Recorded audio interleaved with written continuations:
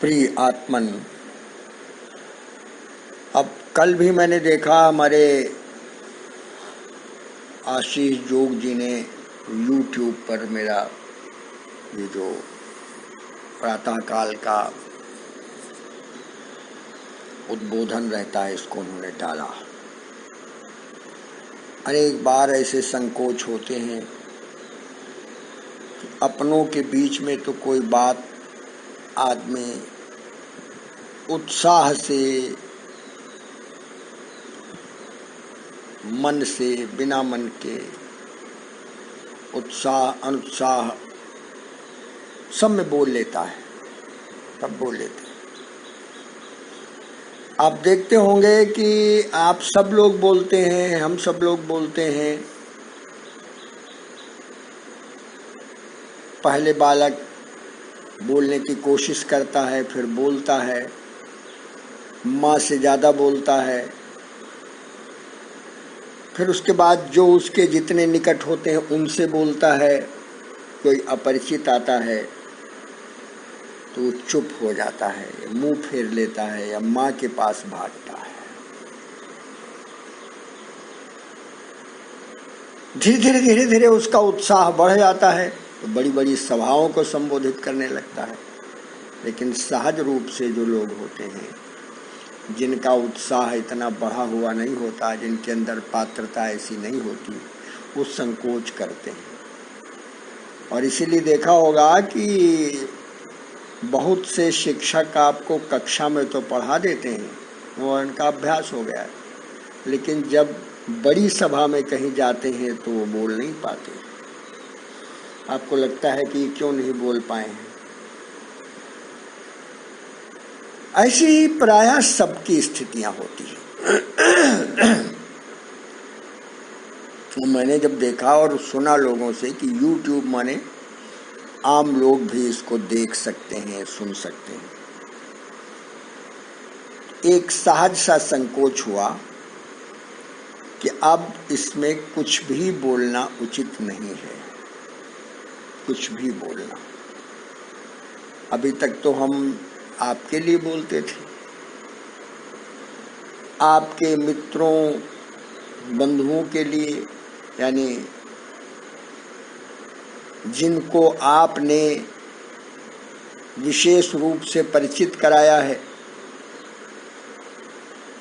और अब सबके लिए बोलना ये थोड़ा सा कठिन काम अवश्य है।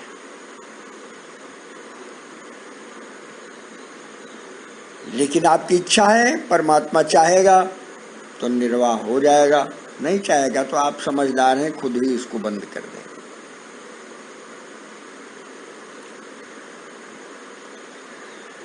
नित्य प्रातः काल उद्बोधन करना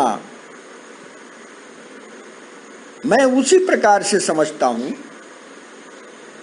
कि जैसे अपनी माँ, अपना पिता, अपने गुरु, अपने बड़े अग्रज प्रातः काल स्वयं प्रबुद्ध होकर आपको प्रबुद्ध करने की चेष्टा करते हैं। प्रबुद्ध, उद्बुद्ध,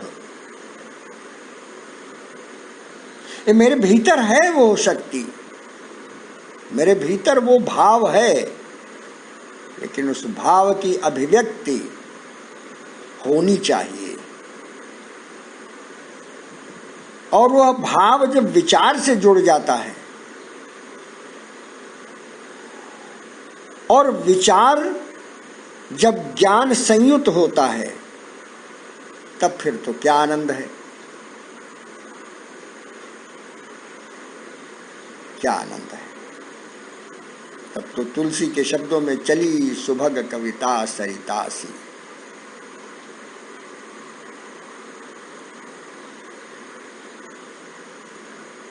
आजकल बड़ी उथल पुथल है समाज में। एक तो इस रोग की उथल पुथल है, और विशेष रूप से शहरों में जहाँ पर तमाम प्रकार के ये चलते हैं। आज सैनिटाइजेशन हो रहा है, आज वहाँ क्वारंटाइन, आज वहाँ रास्ता बंद कर दिया गया, इत्यादि इत्यादि। तो एक भय बड़ा व्याप्त है। ये भारतवर्ष के गांव बड़े बेफिक्रा हैं, इनको पता नहीं चलता। कोई ऐसे ही आप लोगों के जैसा पढ़ा लिखा व्यक्ति आ जाए, ये क्या कर रहे हो, तो सजग हो जाते हैं, बेफिक्र हैं, मरते जीते सब इसी तरह से। इतने दिन से मैं गांव में रह रहा हूं, मुझे लगता है कि हमारे ऋषियों ने, हमारे महर्षियों ने इस संपूर्ण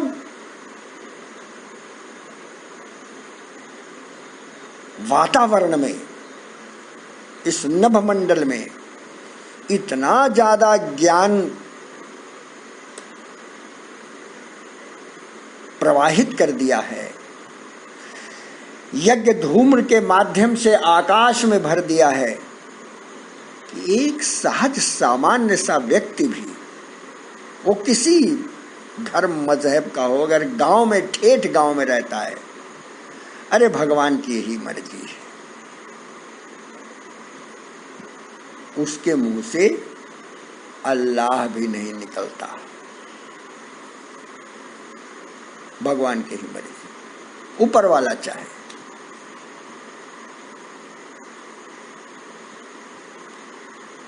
यह जो हमारे इस दिव्य भूमि का ऋषित्व है, किसी न किसी रूप में कहीं न कहीं सुरक्षित संरक्षित रहता ही है। और इसलिए हमारे यहाँ जो शास्त्र कहता है, मां भई है मत डरो, अभय, यह जो अभयता है, ये इस राष्ट्र का परमात्मा के द्वारा प्रदान किया एक बहुत बड़ा उपहार है, वरदान है। और यह अभयता अगर भारतवर्ष के भाव में भरी न होती तो हम इतने ज्यादा टकराव और संघर्षों के बाद भी अपनी वास्तविक स्थिति को बचाए नहीं रख सकते थे। और इसलिए मैंने अनेक बार कहा है कि हम संघर्षरत तो रहे, गुलाम कभी नहीं हुए। गुलाम व्यक्ति हुए यहाँ के, जो कमजोर थे, जो लोभी थे, लालची थे, कमजोर थे, सुविधाभोगी थे, हर जगह होते हैं, हर जगह होते हैं। आप अपनी संतानों में जांच करके देख लीजिए, आप अपने पास पड़ोस में देख लीजिए, स्वयं देख लीजिए कि कैसी घबराहट होने लगती है। हमको एक घटना याद आ गई।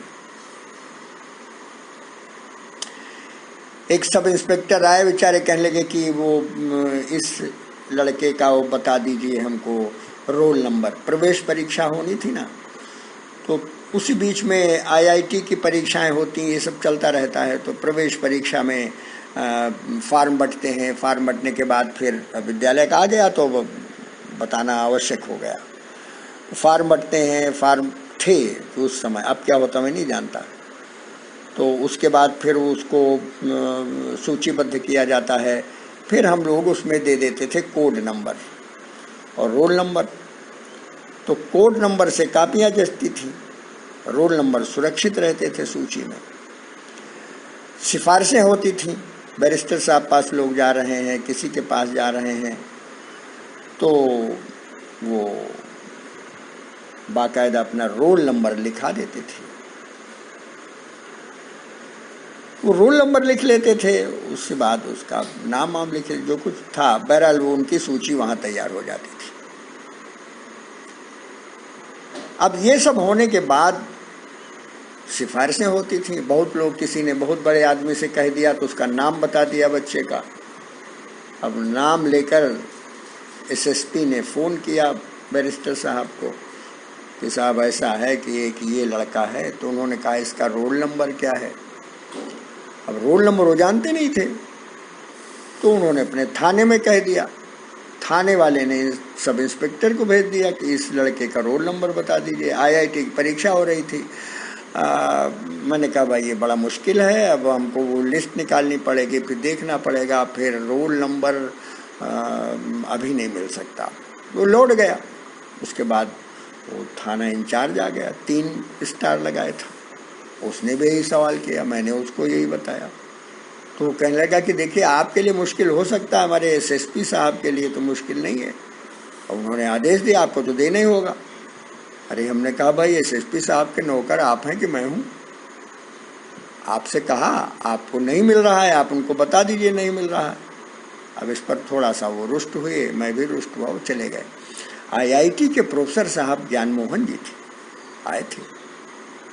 उन्होंने कहा कि भाई मैं तो सिपाही को देखकर डर जाता हूँ, और आप तो भाई बड़े हिम्मती आदमी हैं। मैंने ऐसा हिम्मती आदमी देखा, आप मेरे यहाँ भोजन पर आइए। मुझे हंसी लगी। अब मैं ये घटना इसलिए बता रहा हूँ कि बहुत बार ऐसा भय जिनके भीतर व्याप्त हो जाता है, ऐसे लोग बहुत अच्छे होने के बाद भी अपनी अच्छाई का सदुपयोग नहीं कर पाते, और यह भय और भ्रम यह दोनों एक साथ चलते हैं।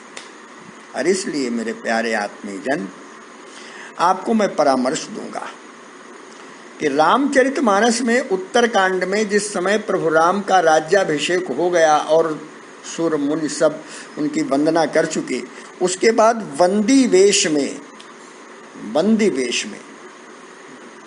चारणों के वेश में वेद स्वयं उपस्थित हुए, वेद ज्ञान। अब यहाँ पर परमात्मा राम का प्रभुत्व दर्शाते हैं तुलसी। तो आप देख लीजिए, मैं आपको बता दूं, दोहा 12 गा के बाद से शुरू है, यानी दोहे में है कि भिन्न भिन्न स्तुति करी गए सुर निज निज धाम, बंदी वेश वेद सब आए जहाँ श्री नाम, प्रभु सर्वज्ञ कीन अति आदर कृपा निधान। वो तो जान गए कि ये कौन है, लेकिन आम आदमी तो नहीं जानता। अब यहाँ राम का रामत्व तो प्रतिष्ठित किया है तुलसी ने कि राम कौन है। राम दशरथ पुत्र मात्र नहीं है, ये तो एक संयोग है कि दशरथ के घर में जन्म लिया है, लेकिन वो वेदों का ये एक लंबा सा स्तुति है। स्तुति जय सगुण निर्गुण रूप रूप अनूप भूप शिरोमणि, दश कंधरादि प्रचंड निशिचर प्रबल खल भुज बल हने, अवतार नर संसार भार विभंजी, दारुण दुख दहे, जय प्रणत पाल दयाल प्रभु संयुक्त भक्ति नमामहे। और फिर आप देखिए लंबा है, इसमें आएगा नहीं। तब विषम माया वस सुरासुर नाग नर अग जग हरे, भव पंथ भ्रमत अमित दिवस निशिकाल कर्म गुण निभरे। आप पढ़िएगा, आपको अच्छा लगेगा, अर्थ भी देखिएगा। अब आप देखिए, यह जो राम का रामत्व है, जिनको ये पूरा भरोसा है कि मेरे राम मेरी रक्षा करेंगे, और वह केवल बैठकर माला जपते हैं, वह राम को अपने भीतर प्रविष्ट नहीं कर पाते। वह राम के शरणागत होकर एक बड़े कमजोर भिखारी की तरह से पड़े रहते हैं, और भिखारी की सेवा दया के रूप में तो होती है, इसको भोजन दे दो। लेकिन यह एक बड़ा भारी पराक्रमी पुरुष बनकर खड़ा हो, ऐसी स्थिति उसी प्रकार से परमात्मा राम किसी दीनहीन व्यक्ति की नहीं करते। जो पुरुषार्थ को भूल गया है वह उसको केवल जीवित रखते हैं। इसलिए मेरे प्यारे आत्मीय जन, अगर राम के रामत्व की अनुभूति करनी है तो अपने भीतर प्रविष्ट मानना चाहिए। सगुण निर्गुण रूप रूप अनूप भूप शिरोमणि। और जिस समय राम का रामत्व मेरे भीतर प्रवेश होता है तो हम समझते हैं कि हम शक्ति संपन्न हैं। रोग आता है शरीर को मारने के लिए, हमको मारने के लिए नहीं आता। क्षुधा आती है शरीर को पीड़ित करने के लिए, विषमता आती है शरीर को पीड़ित करने के लिए। और अगर हम शरीर नहीं, हम सचमुच में परमात्मा हैं, हम ब्रह्मास्मि, तो राम का रामत्व हमको आनंद देता है। और फिर ये नहीं देता कि मैं राम की टक्कर ले रहा हूँ मैं राम को अपने भीतर उसी प्रकार से जैसे किसी बड़ी यानी मानो जीजाबाई का दूध पिया हुआ शिवाजी महाराज खड़ा हुआ है, इसी प्रकार राम का रामत्व पिए हुए हम इस तरह खड़े हुए हैं कि हम विजयी होंगे ही, ऐसा भाव मेरे मन में आ जाया। मैंने आपको बता दिया, इसमें बहुत बड़ी कथा कहानियाँ नहीं हैं, लेकिन फिर भी आप इसको किस प्रकार से लेते हैं आप जाने। बहुत बहुत आशीष, धन्यवाद।